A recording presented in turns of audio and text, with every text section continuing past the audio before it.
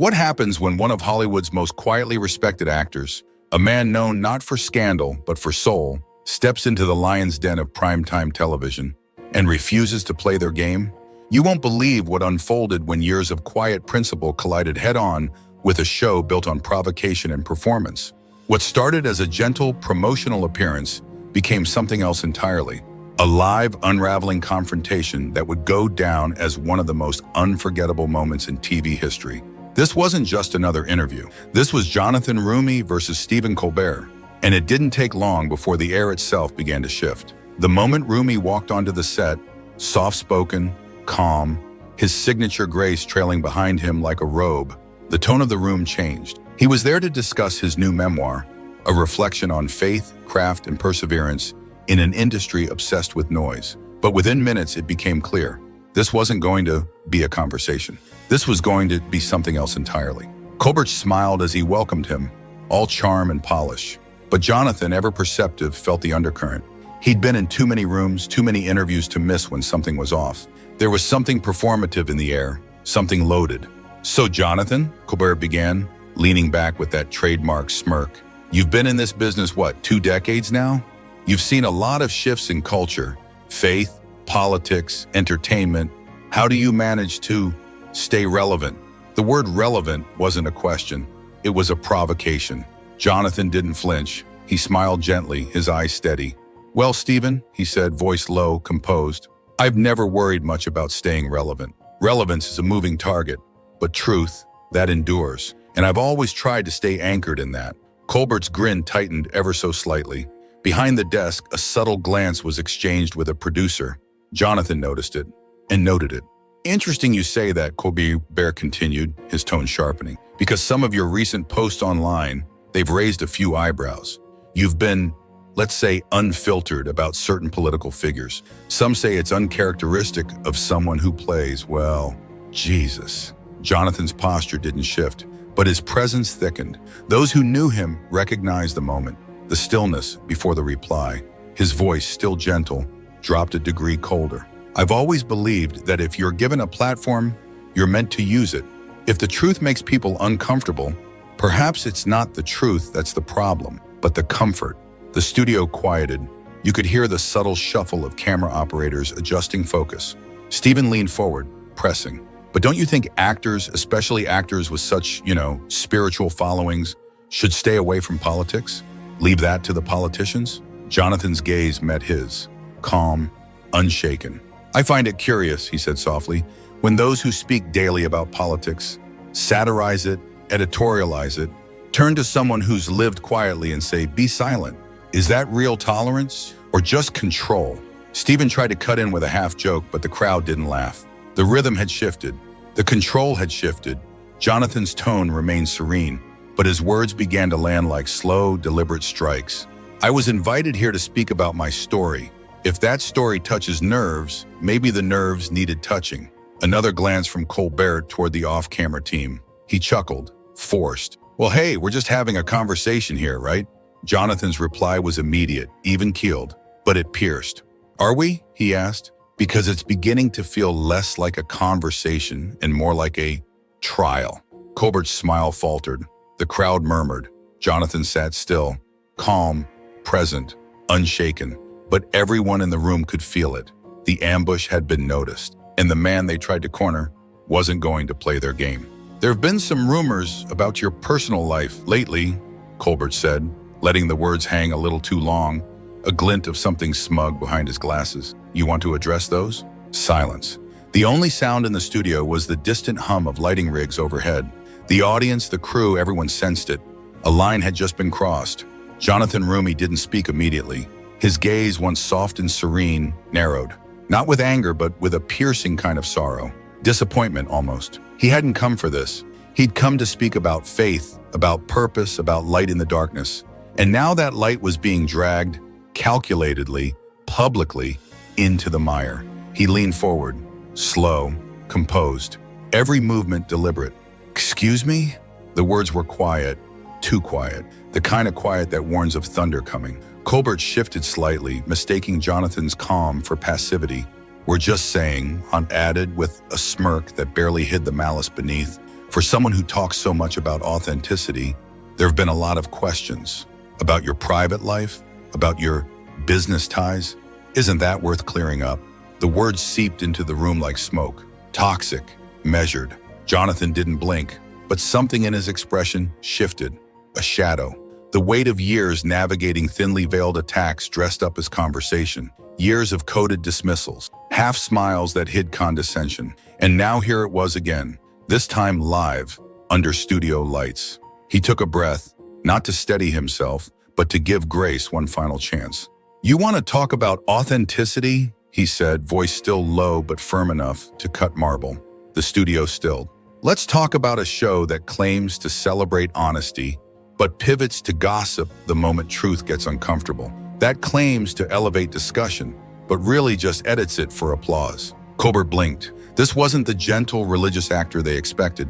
This was something different, something immovable. The control room tensed. Camera angles shifted. You could feel the energy curling inward. Roumie sat upright, his hands folded. His voice didn't rise, but its weight filled the room. "You invited me here to speak about my work, about how I try, imperfectly but earnestly, to bring light into the stories I tell. But instead I'm being dragged through the mud by someone who makes a living performing sanctimony." Stephen tried to laugh it off. "Hey, we're not attacking you. These are just legitimate questions." Jonathan's laugh was soft, not amused, resigned. "Legitimate," he repeated. "Accusation without evidence. Insinuation without accountability. That's what passes for journalism now?" His voice darkened, not in tone but in gravity. "This isn't conversation. It's character assassination in high definition. It's the illusion of curiosity masking the addiction to outrage." The room was thick with tension. The crowd sat motionless, not even a cough. And then Colbert, clearly rattled but unwilling to yield, made the fatal mistake. "Look," he said, sarcasm leaking back in, "we get it. You're passionate. But maybe it's time to accept that your moment has passed." Silence again, colder this time. Jonathan Roumie didn't flinch. He looked up slowly, deliberately, eyes locked on Colbert.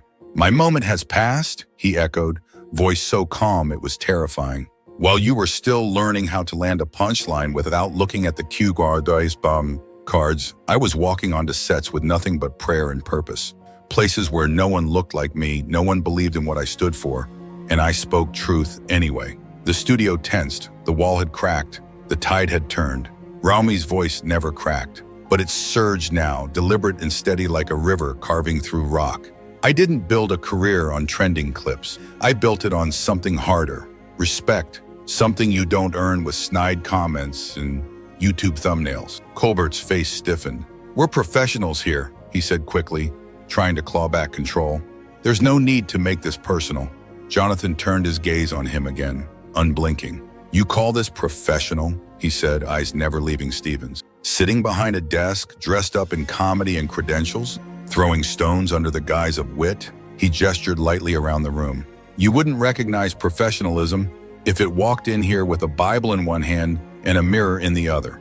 The room broke, not with applause, not with laughter, just breathless silence. The battle had shifted, and Jonathan Roumie, without raising his voice, had just taken control of the room. The line hit like a slap. You could hear the audience gasp, subtle but sharp, like a sudden intake of breath after a near collision. Even The Late Show, with all its staged controversy and choreographed jabs, had never seen anything quite like this. Colbert shifted in his chair, visibly rattled, and tried to reassert control. His voice was firmer now, dressed in mock authority. "Okay, that's enough. Let's keep this civil." Jonathan Roumie turned his head slowly toward him. His eyes were not angry, they were illuminated, as if something ancient and rooted had been stirred awake. "Civil, Sumayi?" he said softly. He stood, not to intimidate, but to elevate. Not aggressive, just undeniable. "Where was your civility?" Roumie asked. "When you whispered half-truths into headlines, dressed in sarcasm? Where was it when you questioned my work, my character, my purpose, without evidence, without care?" His voice dropped, quieter, more thunderous in its restraint. "You want to throw punches, but you flinch the second someone refuses to play dead." A hush washed over the studio like fog. The illusion of control was gone. Now it was him holding the space. Every breath, every glance was his. Colbert's smirk was gone. His face tightened, flushed. He leaned forward with a brittle smile that tried to reclaim power but only exposed desperation. Maybe this is exactly why people are starting to question your stability, Jonathan, he said coldly. This kind of reaction doesn't exactly scream moral icon. The words fell into the room like a match into dry grass. Jonathan didn't react. Not at first. He just looked at Colbert. The expression on his face completely changed. Gone was the warmth. What replaced it wasn't rage. It was precision, silence with teeth. And then he stood fully, the studio lights catching on the outline of his frame. He looked less like an actor and more like a man who had survived something the rest of them couldn't even name. My stability? His voice was nearly a whisper, but every syllable shook the air. You want to question my stability now? After I've walked through storms you wouldn't last a week in? After decades of holding my ground while the culture around me kept shifting its definitions of integrity? He took a single step forward, not threatening, but undeniable. You think your clever little desk, your cocktail of subtext and side eyes, is going to break me? Before anyone could respond, Colbert's co-host, flustered and clearly misreading the moment, interrupted. Well, considering your history with dramatic relationships in public... Stop, right there. Jonathan's voice cracked across the stage like a whip, calm but absolute. Don't you dare drag my personal life into this circus.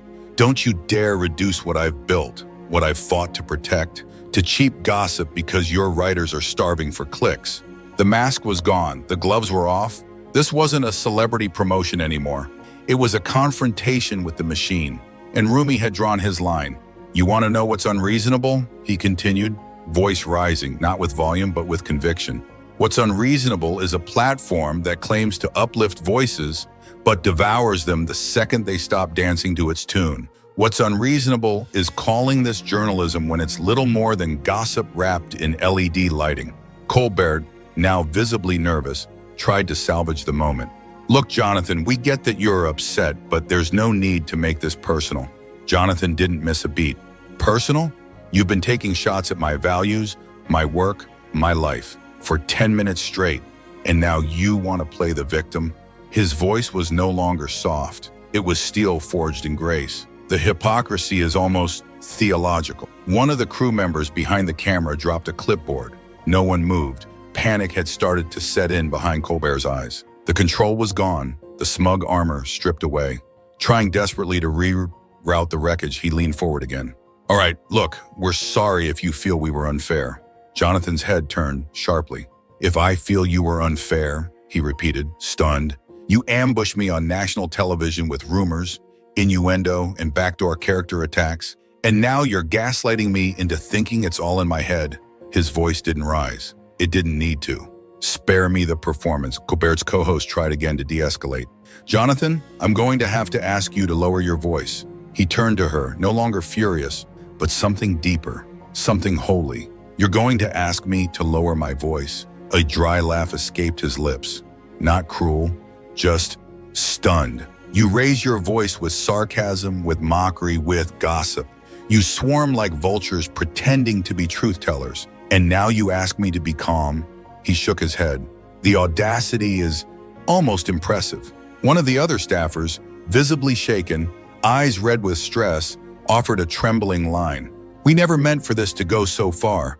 We were just trying to have a conversation. Jonathan Roumie turned, slow and still, like the eye of a storm. A conversation, he said. The words were almost tender.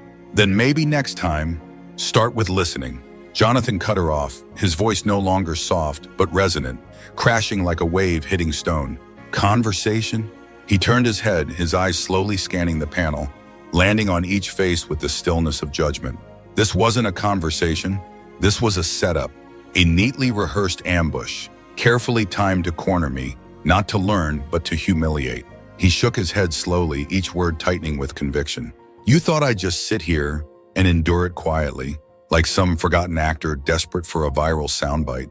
He paused, but you forgot who you were dealing with. The air in the studio grew dense, electric. The pressure was unbearable. Technicians fidgeted nervously behind the cameras. The audience didn't move. It was no longer entertainment. It was exposure. Then Colbert, clearly unraveling, tried to claw back control, grasping for the last threads of superiority. Well, he said, reaching for his last jab, If you can't handle tough questions, maybe you shouldn't be doing interviews. He barely finished the sentence. What followed would be etched into media history. Jonathan Roumie didn't explode. He declared, not recklessly, but with a clarity and a moral weight so profound, it made the entire set feel like it might collapse under its own artificiality. Tough questions? His voice boomed, not loud but deep with truth. You calls that tough? He asked, stepping forward slightly. You call cheap insinuations and recycled tabloid bait tough? He looked each of them in the eye. You wouldn't know a tough question if it sat across from you, looked you dead in the eye, and asked what happened to your soul. The studio recoiled. Even the cameras seemed to flinch, instinctively zooming wider, as if to pull back from the impact. The atmosphere broke open. Producers froze. Crew stood still, like statues under judgment. No one moved. No one dared. Jonathan Roumie stood in the eye of the storm, composed, glowing with purpose, and devastatingly present. Because this wasn't a tantrum. This was a reckoning, and everyone in the room knew it. Colbert's face flushed, a cocktail of shame and disbelief bleeding through his stage presence. He lashed out in desperation. "Don't you dare talk to us like that," he snapped, his voice cracking. "We've been doing this show for years, Jonathan." What followed wasn't a response, it was a pronouncement. Jonathan laughed, low, sharp, not unkind, but brutally real. "You think time behind a desk equals wisdom?" His voice dropped an octave. "I've been walking through fire in this industry while you were still learning how to spin a punchline without sneering. You think years of satire give you the moral high ground?" He stepped forward again, never threatening, but utterly uncontainable. "You think this echo chamber gives you the right to dismantle a person's life with sarcasm wrapped in fake smiles?" He didn't raise his voice, but the room shook just the same. Colbert's co-host tried to stand up, perhaps hoping her physical presence would reset the moment. It was a mistake. Jonathan turned to her, calm as ever, but his voice, a sword. "Sit down." He didn't shout. He didn't need to. "You, of all people, should know better," he said, eyes locked. "You were supposed to be the voice of reason. Instead, you're just another part of the machine. A machine that hides cruelty behind clever editing and post-laughter applause." He didn't blink. "You're not neutral. You're not objective. You're complicit." The studio was in freefall. Nothing rehearsed could contain this. Security began to drift near the edge of the set, unsure whether to intervene. The hosts looked shattered, like children who had struck a match and now watched the fire consume everything. One of the co-hosts, tears slipping down her face, made a desperate plea. "Jonathan, please, we can work this out." But Jonathan Roumie was done. "There's nothing to work out," he said, his voice rolling like thunder beneath the rafters.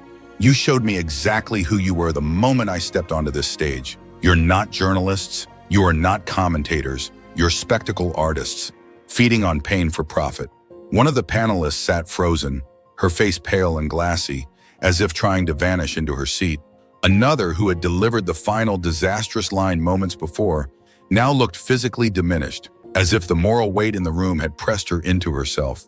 But Jonathan wasn't finished. "You want to talk about tough questions?" He scanned them again, quiet fury glowing in his expression. "Here's one. How do you sleep at night, knowing your careers are built on deconstructing people who walk into this room in good faith?" The silence was so heavy it felt sacred, but he pressed on. "What example do you think you are setting for the young people watching right now? That relevancy is earned through mockery? That power means wounding others for clout?" Colbert opened his mouth to respond, but Jonathan held up one finger, not angrily, just final. "I'm not finished." The words cut the air like thunder. "You sit behind that desk," he continued, "sheltered by applause cues and lighting filters, thinking you're untouchable. You hide behind your scripted outrage and curated smugness, thinking no one will ever call you on it." He stepped forward once more, his presence filling every inch of the space. The host leaned back instinctively, their practiced confidence now gone. "But let me tell you something." His voice was now molten steel. "I didn't come here for clout. I came here to speak truth. And the only thing washed up in this room is the integrity you sacrifice to stay relevant. Let me tell you something about washed up," Jonathan said, his voice molten steel wrapped in calm. "I've stood on stages that changed lives. I've portrayed stories that moved nations. I've spoken out for justice, for truth, for dignity, even when doing so meant risking everything."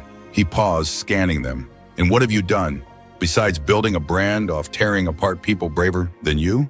Silence. Total silence. Even the crew, normally invisible, were now statues. No one moved. No one breathed. Jonathan Roumie stood at the center of it all, not as an actor, but as a monument, unshaken, unflinching, a man who had walked through fire and refused to be singed by their smirks. Then, from the far end of the desk, a soft voice tried to rise from the rubble. One last power grab from a broken throne. "Jonathan, I think we should just—" He turned to her. The power in his presence made her voice fade mid-sentence. "No," Jonathan said, soft again, terrifyingly soft. "You don't get to think anymore. You've done enough thinking for one day, and look where it got you." Then he turned toward the cameras. The studio lighting caught his eyes, a light with grief, righteousness, and something unbreakable. "To everyone watching at home," he said, his voice rolling through the air like controlled thunder. "This is what it looks like when performance journalism collides with real conviction, when mediocrity tries to dress itself up and dismantle something it can't even comprehend." He raised a hand, motioning to the cowering host. "And this is what cowardice looks like when truth finally walks through the door." The camera caught every flicker of his expression. Rage contained, sorrow deeply held, truth unshakably present. "I came here to speak about something meaningful," he said more gently now. "About a life lived with purpose, a story written in faith and fire. And instead, I was handed an ambush by people who forgot what it means to lift others up instead of clawing for relevance." He began gathering his things. Every motion was graceful, every gesture deliberate, dignity in motion. And then, at the edge of the set, he turned one last time. His gaze found each of them, one by one. And then, "You want to know the difference between you and me?" The room held its breath. A pin could have shattered the moment. "I've never had to destroy someone to feel like somebody." And with that, Jonathan Roumie walked off the set, but what he left behind would echo for years. As he moved toward the studio door, his voice, low, dangerously calm, still carried. "I've never needed lies. I've never needed a desk to feel powerful, and I've never needed to gang up on a guest to look smart." One of the hosts, face pale, eyes wide, mustered a last desperate plea. "Jonathan, wait. We can what?" His voice sliced through the air. "Pretend it didn't happen? Pretend the world didn't just see exactly who you really are?" He paused, slowly turned back, framed in the cold light, iconic, unshaken, untouchable. "The damage is done. You showed your true colors on live television, and now you get to live with them." He straightened his jacket, every movement a statement. "I've survived this industry not by being charming, not by being easy, but by standing in my truth again and again, no matter how costly." He scanned the room once more. "You thought if you pressed hard enough, I'd break, but all you did was remind me why I never will." And with that, he turned toward the exit, shoulder squared, head high. Behind him, chaos. Before him, clarity. The host sat frozen, shell-shocked. The plan they had rehearsed for days had imploded before a global audience. What was meant to break him, broke them instead. As Jonathan reached the door, he stopped one last time, looked directly into the lens. "Good luck explaining this to your viewers." A pause. "Good luck explaining how a conversation about a man's legacy turned into a spectacle of cruelty." Another beat. Calm. Final. "And good luck living with the truth that tonight, the whole world saw you expose yourselves, not me." And with a soft click, the studio door closed behind him. Silence fell like a curtain dropping on a play that ended in shame. The cameras kept rolling, capturing every frozen face, every twitch of regret, every inch of the wreckage they had created. What began as a simple promotional interview had become something else. A televised reckoning, a masterclass in moral clarity under fire. And Jonathan Roumie, he didn't just survive the ambush. He transcended oddity and walked out a legend. If this moment moved you, if you felt the weight of truth, the cost of integrity, and the power of standing alone in the face of a crowd, don't let it end here. There are more stories that challenge the narrative, that uplift voices often silenced, and remind us what courage really looks like. Subscribe to the channel and be part of a growing community that values truth over trend, character over clicks, and voices that refuse to be broken. Drop your thoughts in the comments. What did this moment mean to you? Because sometimes one voice is all it takes to shake the room.